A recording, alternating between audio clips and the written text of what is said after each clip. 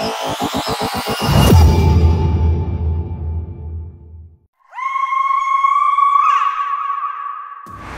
के जाने माने रईस हीराचंद और उनकी पत्नी सुजाता की चमचमाती महंगी कार बंगाल की एक पुरानी बस्ती की सुनसान गली में एक बेरौनक से पुराने मकान के बाहर आकर रुकती है। सुजाता, ये तुम मुझे किस जगह लेकर आई हो? ये तो कोई गरीबों की बस्ती लगती है, यहाँ ऐसा क्या है? हीराचंद के कुछ भी समझ में नहीं आ रहा था कि सुजाता उसे ऐसी अजीब सी जगह क्यों लाई है, जिस मकान में दिन में भी अंधेरा दिख रहा था और धुआं उठ रहा था। आप मेरे साथ अंदर चलिए, सब समझ जाएंगे। यहाँ हमारी हर समस्या का समाधान मिलेगा। सुजाता और हीराचंद आशंकित कदमों से उस मकान में दाखिल होते हैं। तभी उन्हें किसी महिला की बाहरी आवाज सुनाई पड़ती है। चले आओ, चले आओ। हीराचंद ने देखा कि उस मकान के अंदर अंधेरा था। अचानक हीराचंद की निगाह एक कमरे की ओर पड़ी, जिसके अंदर हल्की हल्की सी रोशनी आ रही थी और उस कमरे के अंदर से धुआं उठ रहा था। शायद उस कमरे के अंदर आग जल रही थी। है? ये किसकी आवाज है? यहाँ इतना अंधेरा क्यों है और ये धुआं कैसे उठ रहा है? मेरा तो यहाँ दम घुट रहा है। सुजाता और हीराचंद धीरे धीरे कदमों से उस कमरे के अंदर चले गए। अंदर वाले कमरे में बिखरे बाल वाली एक खूबसूरत सी बूढ़ी औरत सामने जल रही आग में एक मुर्गी की गर्दन काटकर उसका खून गिरा रही थी और मुर्गी का शरीर छटपटा रहा था। ये देखकर सुजाता को उबकाई आने लगी। हीराचंद ने सुजाता की ओर देखकर कहा, तुम ही मुझे यहाँ लेकर आई हो और खुद ही घबरा रही हो। कौन है ये भयानक सी शक्ल वाली औरत और हम यहाँ क्यों आए हैं? अचानक उस औरत ने एक झटके में मुर्गे की गर्दन धड़ से अलग कर दी। ये देखकर सुजाता के मुंह से चीख निकल गई और सेठ हीराचंद भी सहम गया। वो बहुत डरावना नजारा था। ये अघोरा ताई हैं। ये हमें अपनी काली तंत्र विद्या से संतान सुख प्रदान कर सकती हैं। इसलिए मैं आपको यहाँ लेकर आई हूँ। कैसी बात करती हो? जहाँ बड़े से बड़े डॉक्टर सफल नहीं हुए, वहाँ ये मामूली औरत क्या कर लेगी? हीराचंद की बात सुनकर अघोरी ताई ने गुस्से से हीराचंद की ओर देखकर कहा, नादान हीराचंद, काली विद्या में इतनी शक्ति है कि मरे को भी जिंदा कर दे। संतान पैदा कराना कौन सा मुश्किल है? तुम्हें मेरा नाम कैसे पता? क्या तुम सच में हमें संतान सुख दिला सकती हो? तुम जितनी दौलत मांगोगी मिल जाएगी, अगर ये संभव है तो। संतान का नाम सुनते ही हीराचंद की आंखों में चमक आ गई। वह संतान के लिए कुछ भी कर सकता था। तुम लोगों को मुझे एक नवजात शिशु लाकर देना होगा। मैं उस शिशु की बलि चढ़ा दूंगी और फिर वही शिशु तुम्हारे घर में फिर से जन्म लेगा। नवजात शिशु की बलि का नाम सुनते ही सुजाता और हरिचंद डर के मारे सिहर गए, पर उनकी आंखों में उनकी संतान का सपना ज्यादा बड़ा था। वो सब करने को तैयार थे। अघोरा ताई, आप जैसा कहेंगे हम वैसा करेंगे। बस हमें संतान सुख दिला दो। बिना वारिस के हमारी दौलत किस काम की? संतान सुख के लिए अंधे हो चुके सुजाता और हरिचंद अपनी नौकरानी शीला से एक नवजात बच्ची चोरी करवा के अघोरी ताई को दे देते हैं।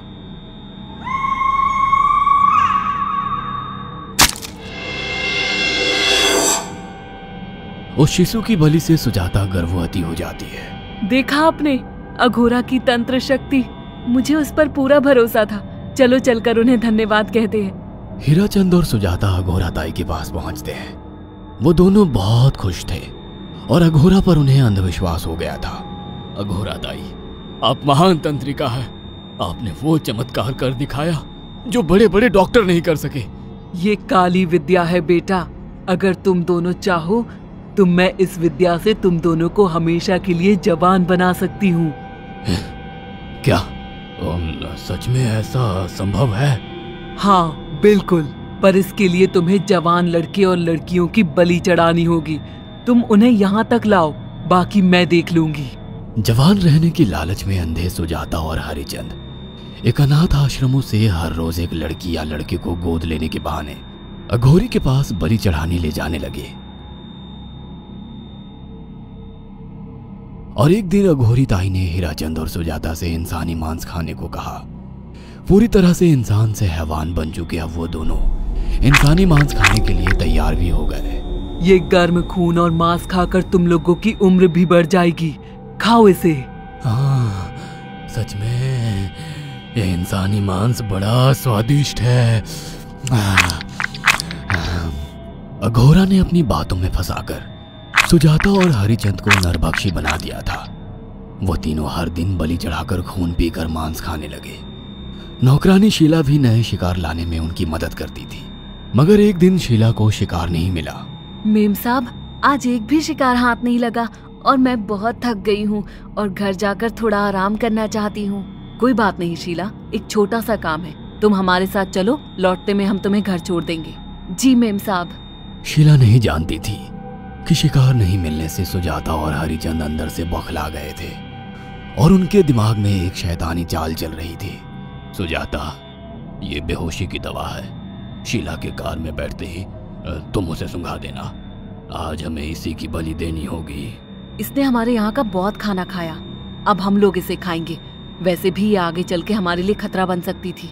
कार में बैठते ही सुजाता शीला को बेहोश कर देती है और वो लोग सीधे अघोरी ताई के यहाँ पहुंच जाते हैं, जहाँ अघोरी ताई शीला की बलि चढ़ा देती है और तीनों मिलकर उसे नोच कर खाते हैं। अघोरी ताई, हमको बलि चढ़ाते हुए पूरा 1 साल हो गया है। हमारा बेटा भी साल भर का हो चुका है। अब और कितनी बलि देनी होगी? बस एक आखिरी क्रिया और बची है, उसके बाद तुम दोनों हमेशा के लिए जवान हो जाओगे। कैसी क्रिया अघोरा ताई? 3 दिन बाद सूर्य ग्रहण है। हमें पास के घने जंगल में एक विशेष क्रिया करनी होगी। उसके बाद तुम लोग कभी बूढ़े नहीं होगे। कितना अच्छा होगा, हम हमेशा जवान रहेंगे और सालों साल तक अपनी दौलत से ऐश करेंगे। हाँ, सच कहा। अघोरा ताई ने हमारे हर सपने पूरे कर दिए। 3 दिन बाद बंगाल के बियाबान जंगल में कोहरे और ओस से भीगे पेड़ों के बीच एक घने बरगद की बेलों पर कटे इंसानी सिर लटक रहे थे, जिसमें से खून टपक रहा था। काले जादू का सामान भी रखा था। कितनी भयानक जगह है ये, हर तरफ कटे हुए सर लटक रहे हैं। थोड़ी देर में सब समझ जाओगे। बैठ जाओ और मेरे साथ ये मंत्र दोहराओ। अघोरा, ये किन लोगों की कटी हुई गर्दनें हैं? आप यहाँ क्या करने वाली हो? हीराचंद की बात सुनकर अघोरा जोर जोर से हंसने लगी और उसने एक शैतानी हंसी हंसते हुए हीराचंद की ओर देखकर कहा, तुम जैसे ही लोगों ने अपनी इच्छाओं को पूरा करने के लिए इन लोगों की बलि चढ़वाई है और फायदा उठाया है। अब तुम दोनों आंखें बंद करके यहाँ बैठ जाओ और मेरे साथ मंत्रों को दोहराते जाओ। अघोरा ने सुजाता और हरिचंद को वशीकरण मंत्र और काले जादू के इस्तेमाल से सम्मोहित कर दिया और देखते ही देखते वो एक भयानक डायन में बदल गई और चीखती हुई बोली, अब मैं तुम दोनों की बलि चढ़ाकर अमर हो जाऊंगी, क्योंकि तुम लोगों ने 100 लोगों की बलि का खून पिया है। देखते ही देखते उस डायन ने फरसे से एक एक करके सुजाता और हरिचंद की गर्दन काटकर जल रही आग में बलि चढ़ा दी और उनका गर्म खून पीने लगी।